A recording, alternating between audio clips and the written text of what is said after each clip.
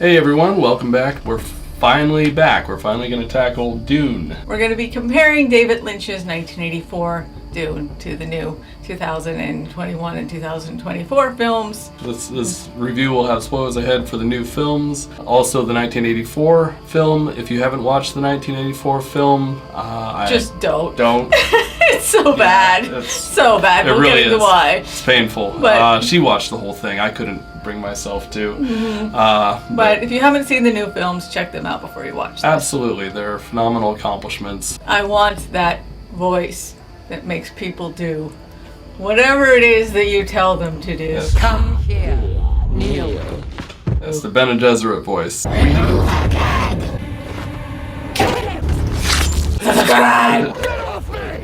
Subscribe, like, share. Yeah, the 1984 film was kind of a mess. It was inspired by Star Wars Return of the Jedi. Mm-hmm. And they were like, okay, Star Wars is over. What do we have that's like Star Wars that we can make lots of money off of? Well, Lucas was inspired by Herbert's Dune book series, right? Mm-hmm. So we'll just make that into a movie. How hard can that be? After watching David Lynch's 1984 Dune, I have come to the conclusion that it was inspired by Star Wars' 1978 Christmas special. The Star Wars Holiday Special. Oh, right, yeah. It's completely like the Christmas special. Know then that it is the year 10,191. The known universe is ruled by the Padishah Emperor Shaddam IV. This talking head intro from the 1984 reminded me of something. I'm like, what is this like? This beautiful face surrounded by this cosmic background. Oh yeah, this is just like the grandfather Wookiee masturbation scene in the Christmas special. Oh, we are excited, aren't we?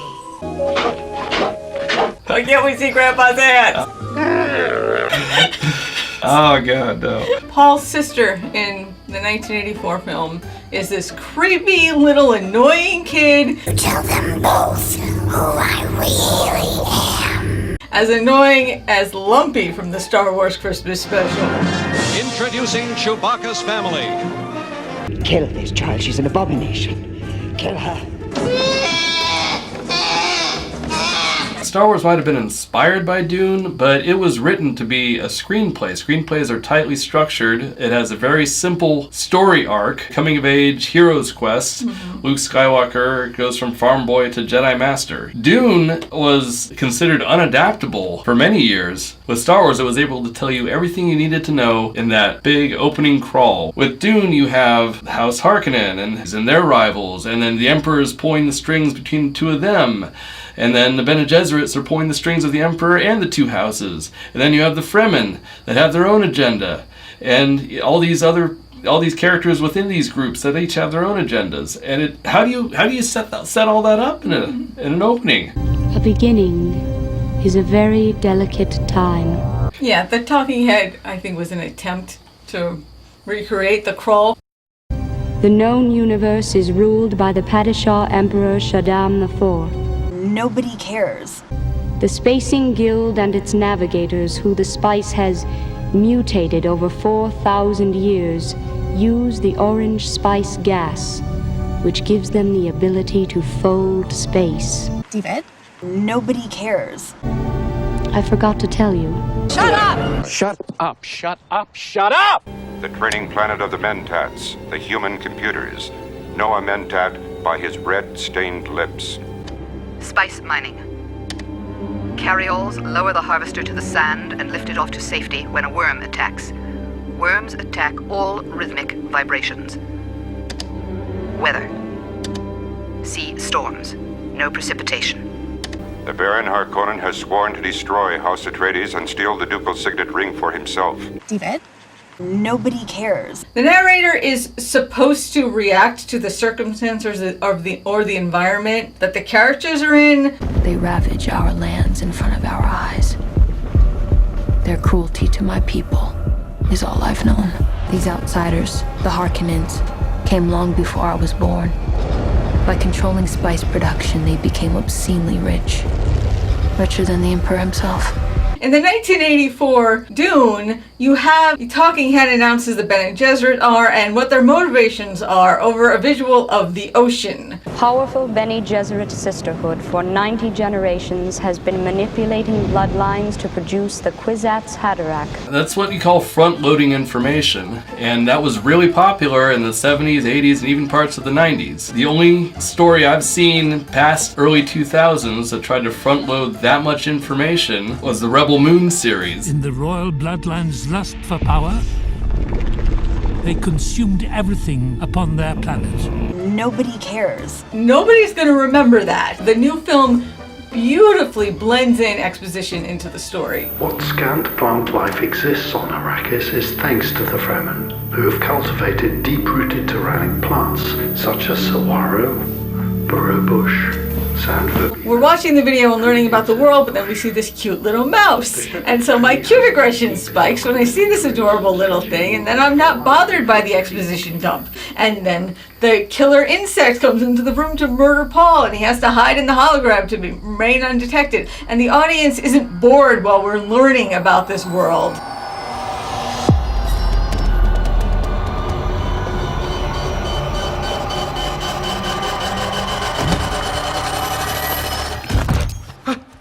The real masterful touch is presenting those details in a way that you don't realize you're assimilating that as an audience member.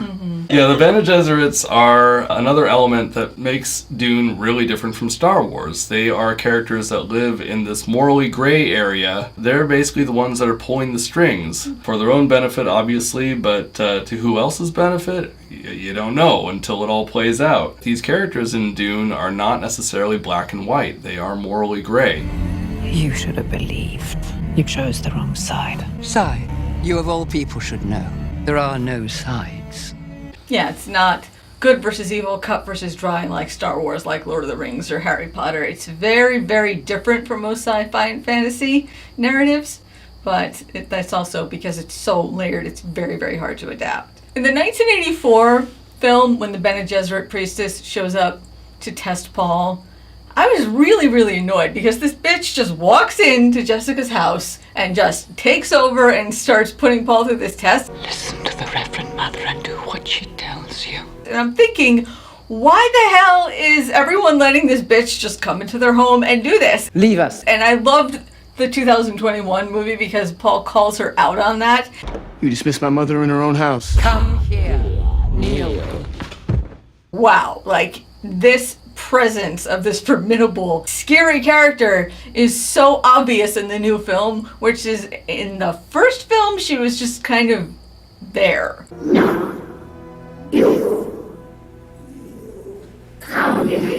She did not have that commanding presence. Put your right hand in the box. What's in the box? Oh, what's in the box? Put your right hand in the box. What's in the fucking box? This creepy old lady wants this hot young guy to put his hand in her box. Oh.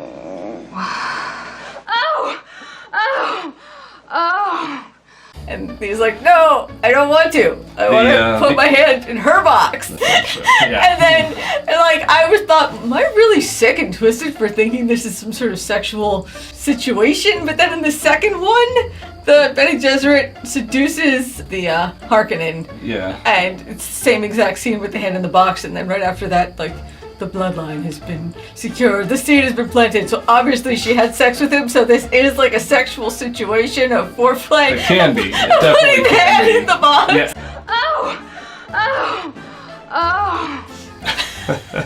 I also wanted to talk about the Guild Navigators. In the 1984 film, it's these characters that their body has become disfigured from taking too much spice. And you can see in the illustrations, it's almost like their brains grow to the point where it takes over their whole body, and that's why their bodies get disfigured. But the 1984 version of this character was so unbelievably ridiculous. It grew a tail, its arms shrank. It was just, there's no way a human body could ever morph into this. Its mouth changed shape too. It went like sideways or something. The mouth right? became a vagina. It's like, it's just, and this character design is awful. It would have been more impactful and it would have looked more disturbing if you had seen traces of a human body in this design, and that way it would have been like, oh my god, this is what you could become if you do too many drugs in this world. It would have been really, really scary. But there's no, impact with this design because it just looks ridiculous. Ridiculous. They have these huge slugs flying through space with no oxygen, and suddenly when you take this shape, you can just suddenly fly through space and breathe with no oxygen. And then they open portals for space travel with their huge magical vagina mouths. And, in the updated version of the films, they actually travel through the space portals. They have those portals set up so you can travel through vast regions of this universe. It looks so much better than the vagina mouth. Once again, you just had Star Wars. We need some big Jabba the Hutt alien-looking thing. So, they made it look exactly like Jabba the Hutt. Yeah, this was the Jabba the Hutt thing that would get people to the theaters. Or in the recent Dune movies, I didn't notice them in there at all, really. But I guess I was looking for it. I was like, "Where's the slug?" Yeah, no slugs in these movies. I guess the guys with the weird helmets that get off the ship, I guess they're supposed to be navigators. How much will it cost them, traveling all this way for this formality? 3 guild navigators, a total of 1.46 million, 62 salaries round trip. The whole thing mostly takes place on Arrakis. There's no real space travel scenes or anything. So this character was just kind of overinflated in the 1984. Yeah. So they could have a Jabba the Hutt. Most sci-fi and fantasy, if you watch Harry Potter, Lord of the Rings, Star Wars, you want to walk into the screen and be in this world. Oh.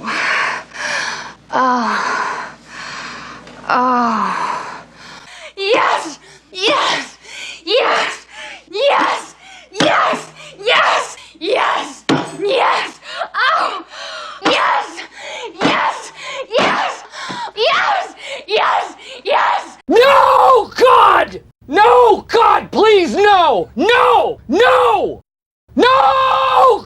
The costumes, I have cosplayed so much stuff. Arwen, one Halloween, my entire Wonder Woman Halloween costume. I love to cosplay. Okay, love it. There is not a single costume in this entire series that I want to replicate. These costumes, everything is meant to look gritty and disturbing, and everyone's faces are covered to sort of hide their true nature. Even when, Lady Jessica arrives on Arrakis for the first time, you'd think she'd want to be all dressed up and presented nice. But no, her face is just covered with these beads, and then she takes the beaded headdress off and her hair's up in this bun like she just went to the gym.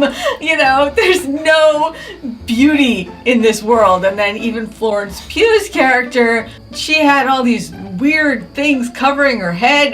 This was her best look with this slightly beaded crown on the top, and it looked like something you could get on Etsy. Everything and everyone in this world has their true intentions and motivations hidden, and I think it works for the story, but I don't want to wear any of it. Yeah, the most unique thing that Dune has going for it is the deconstruction of the Chosen One archetype. Paul Atreides is a Chosen One. He knows it's a lie. He knows it's a lie, too. It was a lie propagated by the Bene Gesserits. On Arrakis, we have done all we can for you. A path has been laid. The whole prophecy is a manipulation by the Bene Gesserit. They started a myth that a child of the Bene Gesserit would be the Messiah.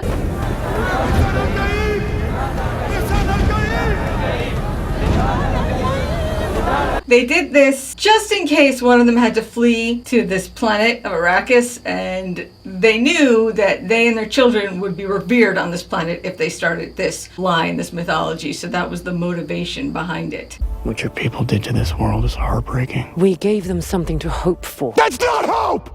This was also handled very well in the recent movies. You got a sense of that sort of ironic twist of, yes, Paul has to enter this role of being the chosen one, but he does so reluctantly, and he does so at the cost of his own humanity as well. This was not handled so well in the 1984 Dune. His creepy little sister just comes out and says that he's the Messiah. Yeah. Is that how it went? Or he is the Kwisatz Haderach. Kind of completely goes against Herbert's message. Southern tribes believe a Messiah will come to deliver us from evil. You don't believe in the Lisan al-Gaib? You want to control people? You tell them a Messiah will come. Then they'll wait for centuries.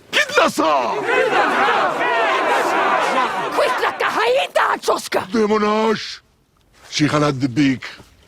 Hosanchi. Oh, Magda! Oh, Flemen! She's right! She's right! I'm not the Mahdi. I'm not the Messiah! I say you are, Lord, and I should know I followed a few. Hail, Messiah! I'm not here to lead. Nezi Hajaga, Giftak. Let me fight beside you. You please listen, I am not the Messiah, do you understand? Honestly! Only the true Messiah denies his divinity. Snokum. Tadanisha. Nakolk. Anayanak. Puberexnet. Oh, Gislav. All right, I am the Messiah! He is the Messiah! Now, fuck off!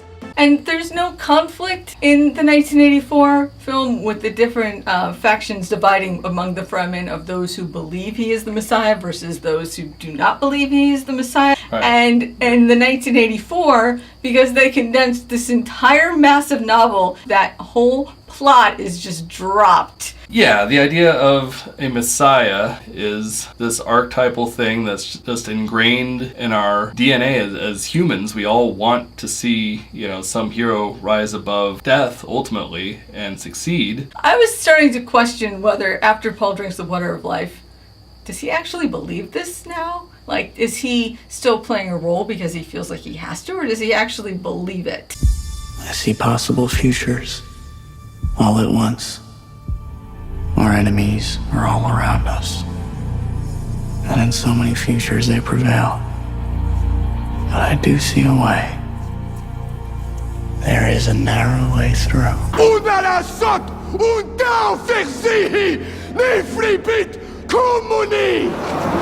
kind of seemed like he was like a cult leader starting to buy into his own bullshit. And it's like, as the audience member, because I want to believe in this character and root for this character, like, I wanted him to be the chosen one. And I think we all wanted him to be the chosen one. And I think that's naturally what human beings want. He sees one narrow path after he drinks the water of life. He said he saw one narrow path to victory, and that is to take on this role.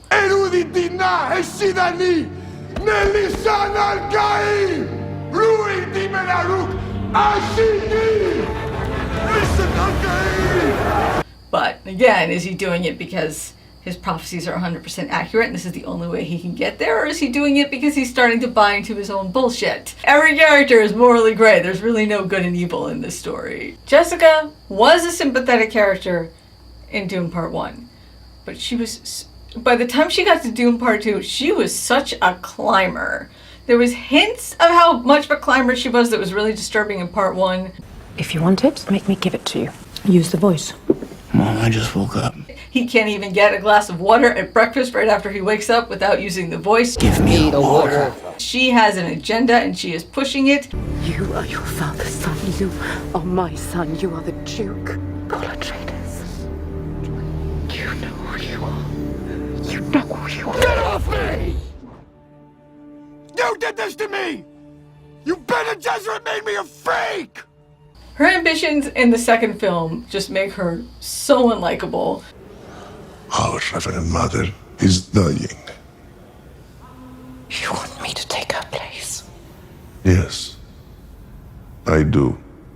When she drinks the water of life to become the new Reverend Mother, and she's pregnant, this is like the equivalent in our world of a pregnant woman in an early stage of the pregnancy doing crack or heroin.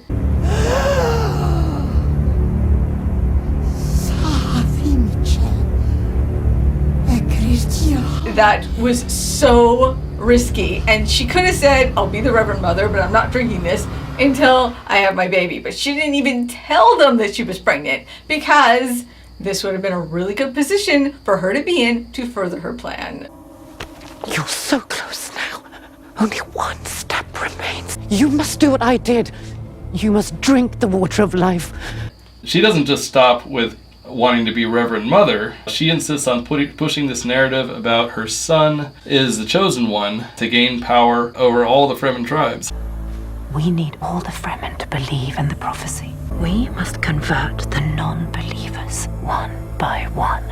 We need to start with the weaker ones, the vulnerable ones, the ones who fear us. It's an understandable motivation because her family's palace was invaded and everyone was murdered in the last film. That would make anybody obsessed with gaining as much power as she could to never be vulnerable again. But it doesn't really make her a sympathetic character. Really, she's really unlikable by the second film. I couldn't stand her. Our task in the north is nearly done. They believe in Paul. Now we go south. There are millions of fundamentalists there. I mean, that's fine. I don't think she was supposed to be sympathetic. Christopher Walken as the Emperor, that was a phoned-in performance, man. Come on. He seemed like he did not want to be there. He seemed like he was reading lines. None of this magnitude. This is the Emperor. This is the guy that's been pulling the strings between House Harkonnen and House Atreides. This is a brilliant, strategic, ruthless mind. And I didn't see any of that. No, he seemed like he was just reading lines to the whole thing. Every scene, he was just flat in one note. And the Emperor said,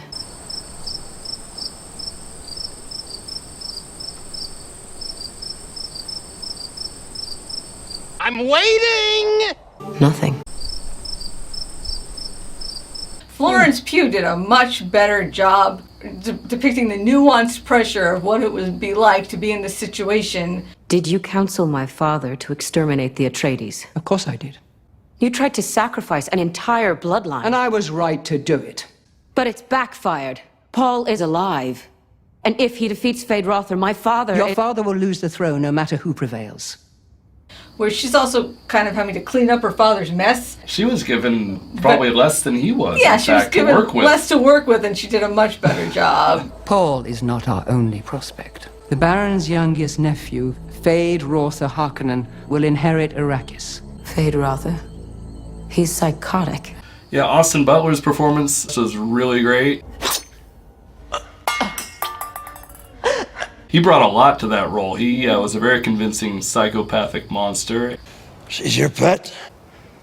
Any special attention for the pet? Please do not get mad at me. I'm not the only one saying this. This is all over the internet. Zendaya looks like someone stole her juice box. I'm not saying that she's a bad actress. I don't like labeling anyone as bad acting. Because once upon a time, I thought that Kristen Stewart was the worst actress I'd ever seen when I saw Twilight. If this is about my soul, take it. I don't want it without you. And then I found out she was getting cast as Princess Diana. Please. Don't. Which I was really upset about because I hadn't seen her in anything but Twilight. And I was so wrong. She was fabulous in Spencer. Will you wear it? Of course I will wear it. It says on the label, Christmas Day dinner. And it's Christmas Day dinner. What else would I wear? I'm never going to label someone as bad after my Kristen Stewart experience, like, ever again. But Zendaya, I'm not calling her a bad actress, but she is bad in these movies. She seems to have 4 expressions: blank, smiling, angry, really angry. That's all she can do. Blank, smiling, angry, really angry. That's all she can do. Her acting the first time I watched this movie was so bad, it was like literally taking me out of the story. I would like stop paying attention to the story because I'd be thinking, oh my God, this girl is terrible. I want you to know I will love you as long as I breathe. Tell me about these dreams. What did you see? A girl on Arrakis. Have you dreamt of her before? Many times. I would not have let you hurt my friends. She should have looked at him and there should have been some glimpse of an interest in him in her face. There was nothing. It was just blank. They say you are the Mahdi. But you look like a little boy. Can you imagine if Tom Hanks in Sleepless in Seattle had looked at Meg Ryan the first time he saw her, the way Zendaya looked at Timothée Chalamet? Yeah, if you're gonna have a romantic story arc, you gotta make it a romantic story arc. You gotta have two people who are good at expressing vulnerability, and she does not express vulnerability. I'll take the hand of your daughter.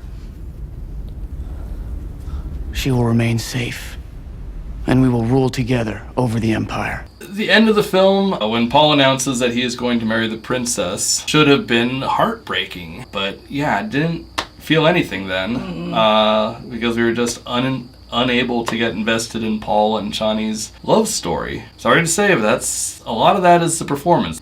Your blood comes from dukes and great houses. We don't have that here. She just has this wooden line delivery. The fact that Timothée Chalamet was able to work off of her and give such a natural performance while acting with her when she was so wooden kind of makes me think even more highly of him as an actor. I'd very much like to be equal to you.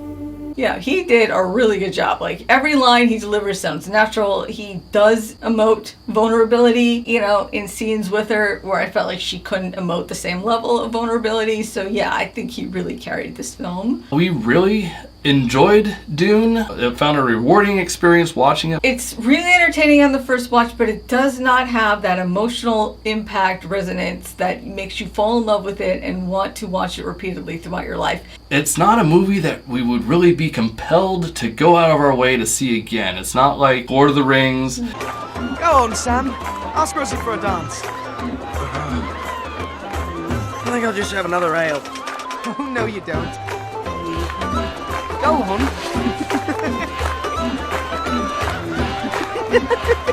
The original Star Wars. Keep your distance though, Chewie, but don't look like you're trying to keep your distance. I don't know. Fly casual. Harry Potter. Now, if you two don't mind, I'm going to bed before either of you come up with another clever idea to get us killed. Or worse, expelled. She needs to sort out her priorities. I felt like for whatever reason, the screenwriters and the director failed to find that thread that even though these characters are in this mystical, cosmic, crazy world, it's still somehow relatable to day-to-day life. I don't think it succeeded there, and that's why I can't and will not watch this movie on repeat the way I watch other movies on repeat. In Dune, there was one scene, one line, where I got that feeling. Look at you. Put on some muscle? I did? No. It's like he's the older brother. You get it. You put on some muscle. Really? No. That's such an older brother thing to say. You get that. You're like, yeah, he's the older brother. But the rest of the movie needed more of that. Yeah, so that was Dune. We finally made it. After years of promising you we would finally get it done, we got it done. Let's see if any of you care. Care. And subscribe.